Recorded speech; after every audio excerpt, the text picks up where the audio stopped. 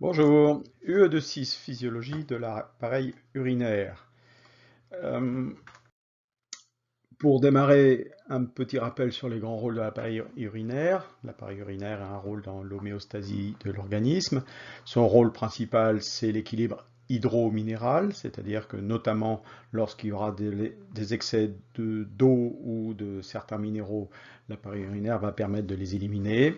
Un rôle également dans l'équilibre acido-basique de l'organisme et bien évidemment éliminer certains déchets comme par exemple l'urée. Cette première petite vidéo pour un bref rappel de l'anatomie de cet appareil urinaire avec sa situation, l'anatomie externe donc notamment rénale et l'anatomie interne donc notamment l'anatomie du néphron.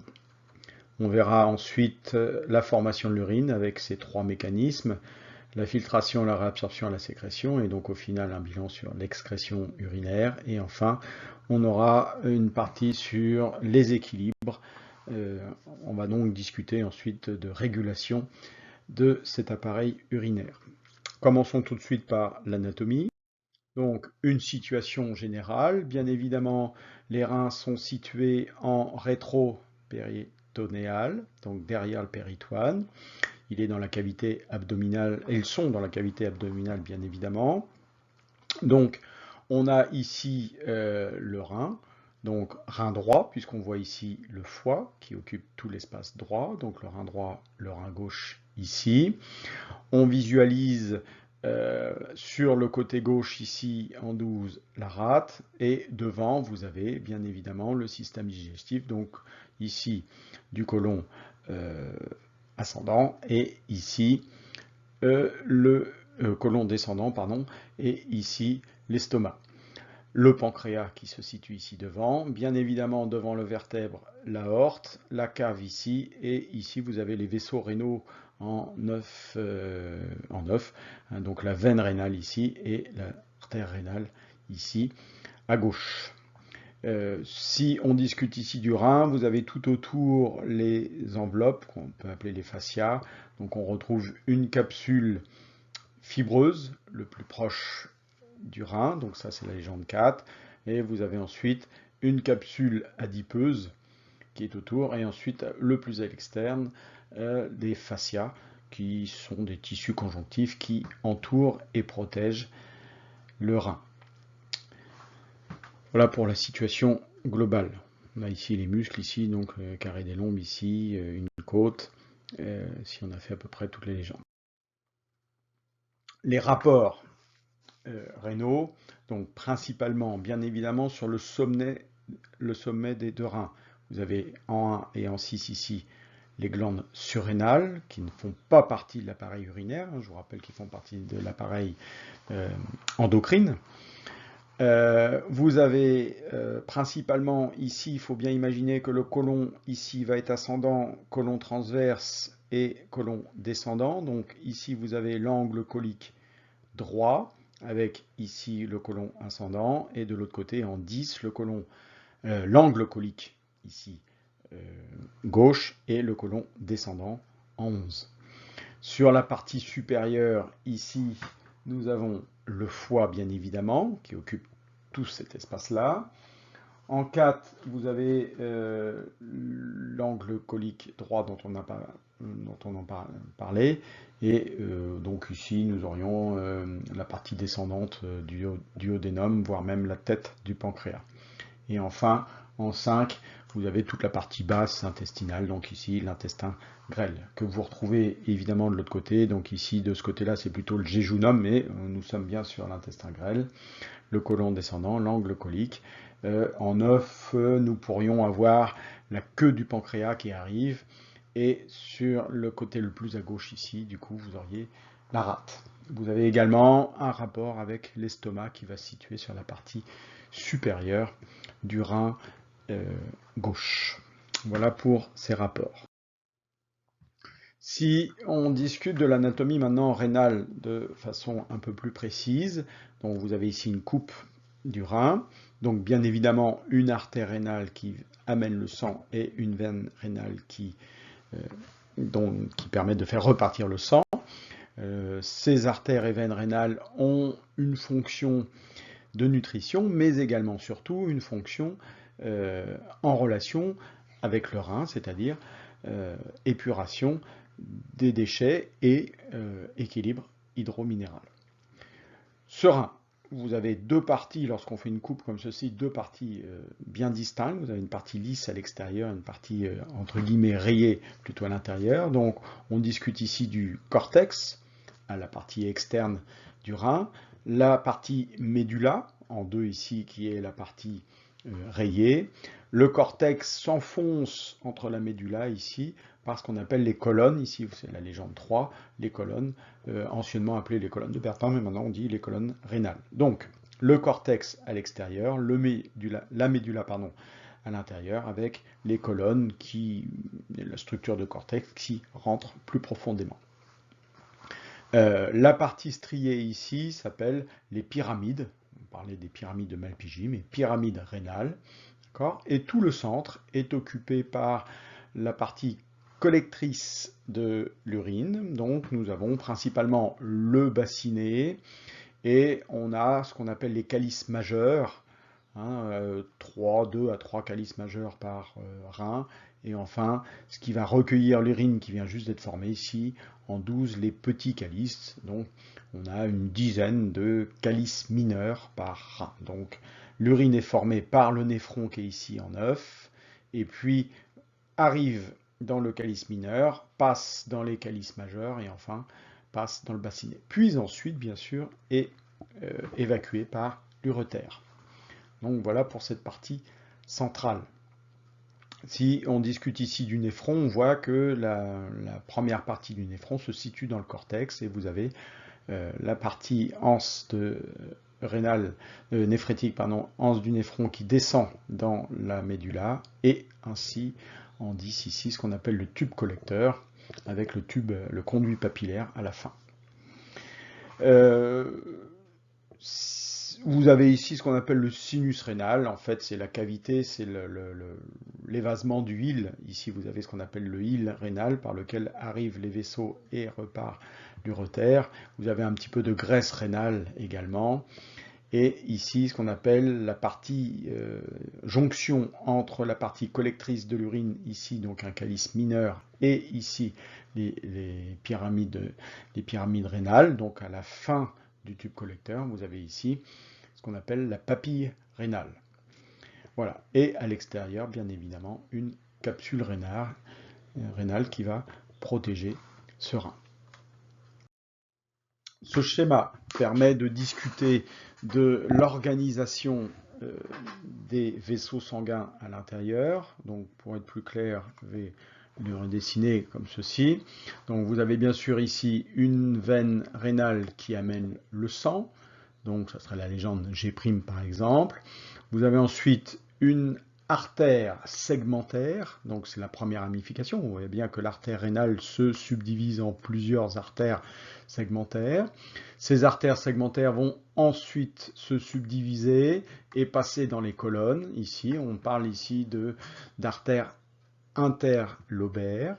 Puis ensuite, ces artères interlobaires vont se subdiviser en artères qu'on appelle archées, puisqu'elles suivent la jonction entre le cortex et les pyramides. Et enfin, on a des artères ici qu'on appelle radiées ou interlobulaires, qui sont ici. Voilà, donc artères interlobulaires, radiées, archées, interlobaires et segmentaires. Vous avez exactement la même organisation pour les veines, donc le sang repart dans ce sens-là par exemple. Vous avez ici une veine interlobulaire, une veine archée, une veine interlobaire, une veine segmentaire et enfin une veine rénale. Bien évidemment, plusieurs interlobaires forment une segmentaire et plusieurs segmentaires forment la veine rénale. Si maintenant on discute du néphron, donc pour le néphron, on va avoir principalement ici la partie du néphron lui-même, donc qui est composée ici d'une capsule, qui est ici, voilà, Vous voyez, donc ça c'est la capsule. Un tube contourné proximal. Proximal parce qu'il est à côté de la capsule, donc en R la capsule, en S le tube contourné proximal, TCP. Vous avez ensuite ce qu'on appelle l'anse rénale. Alors dans cette anse rénale, on peut distinguer la partie descendante, la partie ascendante, on peut parler du segment grêle, une partie un peu plus fine, mais tout ça forme l'anse rénale, qu'on appelait anciennement l'anse de Henle. Et enfin, vous avez ici le tube contourné distal, puisqu'il est loin de la capsule. Et enfin, le tube collecteur. Un tube collecteur reçoit plusieurs néphrons, et plusieurs tubes collecteurs, ensuite, vous voyez, se rejoignent pour former ce qu'on appelle le conduit papillaire. Et vous avez la papille, donc en dessous de cette papille, donc ici, vous avez le calice mineur. Donc voilà pour le néphron, capsule rénale, tube contourné proximal, l'anse rénale, le tube contourné distal, et enfin le tube collecteur qui est commun à plusieurs néphrons. L'urine va donc, l'urine en formation va donc suivre ce chemin par un sens de circulation comme ceci, à partir de la capsule vers ici au final, et ici seulement vous avez l'urine. Ici vous avez l'urine en formation dans le néphron. Voilà. Pour le néphron lui-même, ce schéma montre en plus la circulation qu'il va y avoir. Donc vous avez ici une artère arquée qui arrive en M. Vous avez ici une artère radiée ou interlobulaire en petit n. Vous allez avoir une artère qu'on appelle afférente qui amène le sang vers la capsule. Vous avez à l'intérieur un réseau de capillaires qu'on appelle le glomérule. Et enfin, vous avez une artère qui ressort, qui est légendée ici en X, qui ressort le sang, qui a été filtré, donc une partie du sang, du liquide du sang, pardon, est passée pour former l'urine primitive, et vous avez le sang qui repart ici en X par ce qu'on appelle une artère efférente. Donc, artère arquée, radiée, artériole ou artère afférente qui amène le sang dans le glomérule, et enfin une artériole efférente. Ensuite, cette artériole efférente va se subdiviser en plein de petites artères et former bien évidemment à ce moment-là des capillaires que l'on va qualifier de péritubulaires, puisqu'en fait ces capillaires on va les retrouver pendant tout le trajet ici du néphron. De l'autre côté, bien évidemment, vous retrouverez donc les veines. Là, vous avez eu des échanges avec l'urine, mais également consommation de l'oxygène du sang artériel pour alimenter toutes les cellules néphrétiques. Et vous retrouvez de l'autre côté le même type de circulation, c'est-à-dire ici une vénule qui ressort, avec ici une veine interlobulaire. Vous avez une veine arquée, et ensuite on retrouve sur les interlobulaires segmentaires, et ensuite veine rénale. Donc on a ici deux choses différentes. D'une part, le schéma qui montre le néphron lui-même, et sa circulation. On ne peut pas, bien évidemment, dissocier les deux. On retrouve ce qu'on vient de dire ici, mais on a ici surtout la situation du néphron, et on s'aperçoit qu'il existe à ce moment-là deux grands types de néphrons. Vous avez ce qu'on appelle les néphrons qui sont situés plutôt dans le cortex. Donc en grand A, ici, vous avez le cortex, ça c'est la jonction cortico-médulaire, et en grand B, vous avez la médulla. Donc ici, ça serait la pyramide, et ici, le cortex. On voit que la capsule rénale des deux types de néphrons est située dans le cortex. Vous avez ici un néphron qui est quasiment entièrement dans le cortex. Seule la partie plus basse de l'anse est présente dans la médulla, dans la pyramide. Donc on dit que ce néphron-là, en grand C, est cortical. À l'opposé, ce deuxième néphron, toujours la capsule dans le cortex, mais on voit que l'anse descend beaucoup plus bas dans la médulla. Donc on appelle ce néphron un néphron juxtamédulaire, puisqu'il est à côté, juste à côté de la médulla. 80% des néphrons sont de ce type-là, 20% sont de ce type-là. Les deux, bien sûr, sont nécessaires pour former l'urine. Et le néphron, ici, juxtamédulaire, est spécialisé pour former l'urine concentrée parce que cette anse, ici, va permettre de concentrer l'urine, c'est-à-dire de réabsorber beaucoup plus d'eau que ce néphron-là. Voilà pour les deux types de néphrons. Par contre, l'organisation des deux types de néphrons est toujours la même. Vous voyez, une capsule, un tube contourné proximal, une anse, un tube contourné distal, et ensuite des tubes collecteurs qui sont communs à plusieurs néphrons. Si on légende plus en avant, un des deux types de néphrons. On retrouve ce qu'on a déjà vu, à savoir les légendes concernant le néphron ici en 4, la capsule rénale. On a ici le glomérule. 4 plus 5 forme donc la première partie du néphron. C'est une association entre le glomérule, une partie artérielle, capillaire plutôt, et une partie du néphron, la première partie, la capsule. Capsule plus glomérule forme ce qu'on appelle le corpuscule rénal. Donc la capsule, suivie du tube contourné proximal ici, qui est légendé en 1, puis l'anse qui est légendé en 14 et en 15, vous avez une partie descendante, une partie ascendante, puis ensuite le tube contourné distal en 7, et enfin le tube collecteur ici, qui descend, qui est légendé en 16, et plusieurs tubes collecteurs forment en 17 le conduit papillaire. Et justement, vous avez la papille rénale ici qui est représentée en 18, avec en 19 les pores, ce qui permet à l'urine qui est formée, qui est ici terminée d'être formée, de passer dans le calice, ici, mineur. Les autres légendes concernent la circulation sanguine, donc on retrouve une artère arquée, une artère interlobulaire, une artère afférente qui va vers le glomérule lui-même, déjà légendé, l'artère efférente qui sort en 5, puis ensuite vous avez tout un ensemble de capillaires qui sont autour du néphron en 2, ainsi donc des capillaires péritubulaires. De l'autre côté, pour les veines, vous retrouvez exactement les mêmes légendes, donc à savoir ici, ici une veine interlobulaire et ici une veine arquée. En A, vous avez bien sûr le cortex, et ici en B, la médula, et donc ici vous avez en 13 la jonction cortico-médulaire. En 3, je n'ai pas légendé, c'est bien sûr l'extérieur, donc c'est la capsule rénale. Vous avez exactement les mêmes légendes ici, donc le premier était un néphron cortical, ici vous avez un néphron juxtamédulaire, on le reconnaît parce que l'anse est beaucoup plus longue.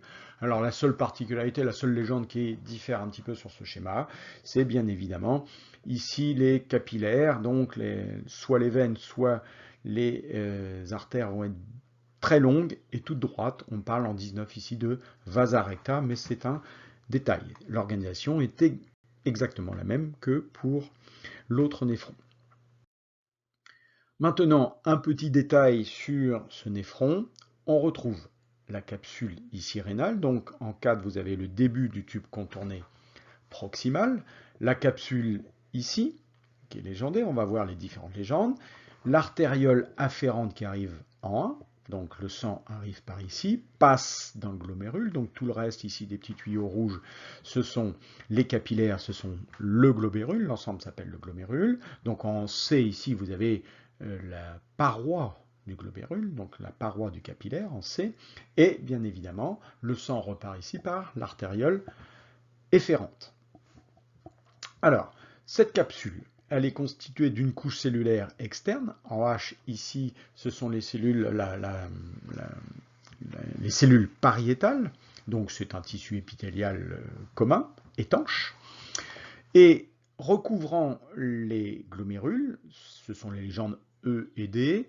Alors, les cellules ici qui recouvrent les glomérules, qui font partie de la capsule, c'est la partie viscérale, c'est le feuillet viscéral de la capsule. Donc on voit que entre ce feuillet pariétal qui forme l'extérieur de la capsule et ce feuillet viscéral qui forme l'intérieur de la capsule, vous avez un espace entre les deux dans lequel va se former le début de l'urine, ce qu'on appelle l'urine primitive, le filtrat sanguin, en F ici ce qu'on appelle la chambre glomérulaire. Entre les cellules ici, entre les capillaires du glomérule, vous avez d'autres cellules qu'on appelle les cellules mésangiales.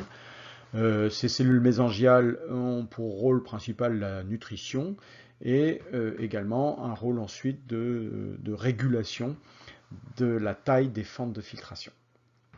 Voilà. Particularité, on n'en avait pas parlé, mais on voit ici, on reviendra sur un schéma du néphron après, mais on voit ici le tube contourné distal qui repasse et qui est en contact avec l'artériole afférente. Cet ensemble-là, que je vais vous entourer, cet ensemble-là, voilà, c'est-à-dire artère afférente, tube contourné distal, ça c'est sanguin, ça c'est un conduit urinaire, donc l'urine en formation est dans ce conduit, ici vous avez le sang qui arrive et qui va être filtré, cet ensemble-là s'appelle l'appareil juxtaglomérulaire, excusez-moi. Donc cet appareil juxtaglomérulaire a pour fonction la régulation de la filtration. C'est-à-dire que s'il y a trop d'urine qui a été formée, vous avez ici une augmentation du débit urinaire qui se passe là. C'est détecté par des cellules qu'on appelle la macula, cellule de la macula densa ici, qui font partie du tube contourné distal en B. Elles détectent, informent les cellules ici, qui sont les cellules juxtaglomérulaires, qui sont des cellules qui vont amener la contraction ou le relâchement de l'artériole afférente et qui vont amener plus ou moins de sang qui arrive. S'il y a moins de sang qui rentre, vous avez moins de filtration. Si vous avez plus de sang qui rentre, vous avez augmentation de la filtration. L'essentiel sur ce schéma, c'est la capsule ici rénale avec son feuillet pariétal à l'extérieur, son feuillet viscéral qui recouvre le glomérule. On a donc cet ensemble-là ici, s'appelle le corpuscule rénal. Schématisé en plus à côté l'appareil juxtaglomérulaire. Si on agrandit justement la relation entre le glomérule et le feuillet viscéral de la capsule, on a ce type de schéma. Donc on a ici un premier schéma qui retourne sur ce qu'on a vu avant, c'est-à-dire l'artériole, l'artère afférente, le glomérule, les capillaires, qui seraient légendés par la légende 9, qui sont un petit peu en dessous, et bien sûr l'artère efférente qui repart. Vous avez la capsule rénale qui est là, donc c'est la légende 10. Cette capsule rénale est composée d'un feuillet pariétal et d'un feuillet viscéral qui recouvre le glomérule, les capillaires du glomérule. Et enfin, bien évidemment, l'urine en formation sort ici par le tube contourné proximal. Si on agrandit cette partie-là, et donc on veut voir la relation entre le glomérule, le capillaire, et le feuillet viscéral. Donc cette partie rouge, c'est le glomérule, le capillaire, et cette partie jaune ici, c'est le feuillet viscéral de la capsule. Donc, on voit que le capillaire est un capillaire un petit peu particulier puisqu'il présente des trous, ce qui permet d'augmenter les échanges. Ça va favoriser la sortie de liquide du sang. Donc, en 6, vous avez des pores et le 5 s'appelle le capillaire et c'est ce qu'on appelle un capillaire fenestré avec des trous, des fenêtres.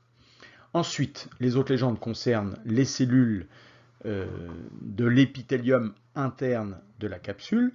Ces cellules s'appellent des podocytes. Ce sont des cellules un peu particulières, en 4, qui entourent le glomérule. On voit que vous avez ce qu'on appelle des fentes de filtration. On voit le glomérule, le capillaire à travers le podocyte.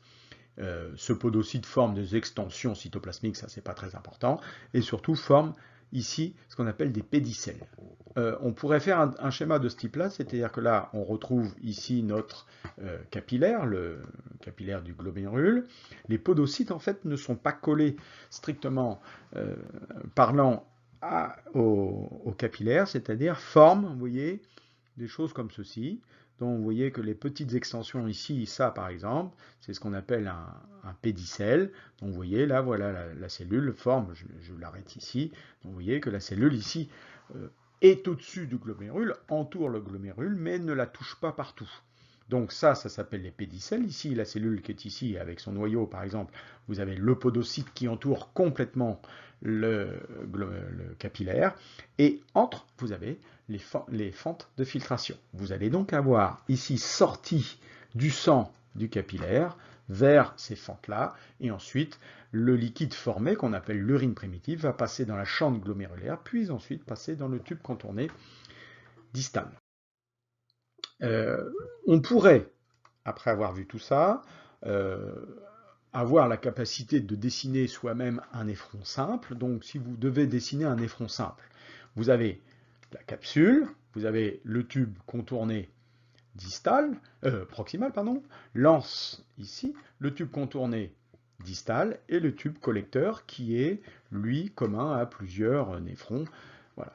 Donc, évidemment, ça forme un tube. Vous avez donc circulation de l'urine dans ce néphron. L'urine est formée en premier ici. Attention, c'est l'urine primitive, ce n'est pas l'urine définitive qu'on retrouve dans la vessie.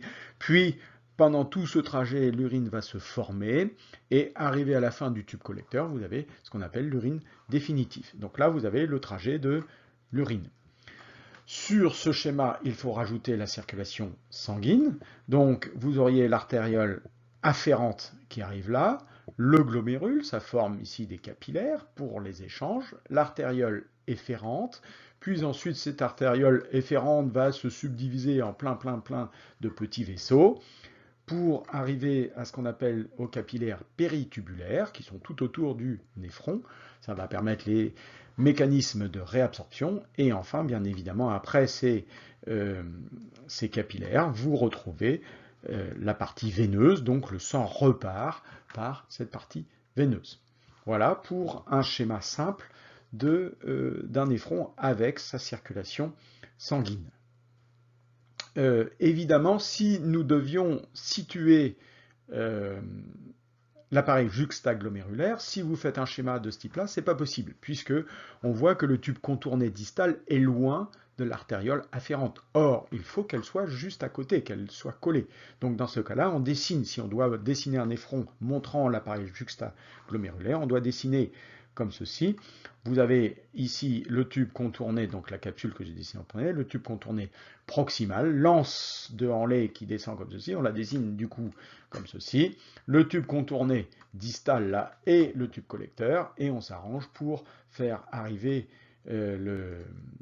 l'artériole afférente à côté, vous voyez, comme ceci, hop, et l'efférente, l'artériole afférente à côté du tube contourné distal, ce qui fait que l'artériole afférente est collée pour former l'appareil juxtaglomérulaire. Voilà, c'est terminé, je vous remercie, au revoir.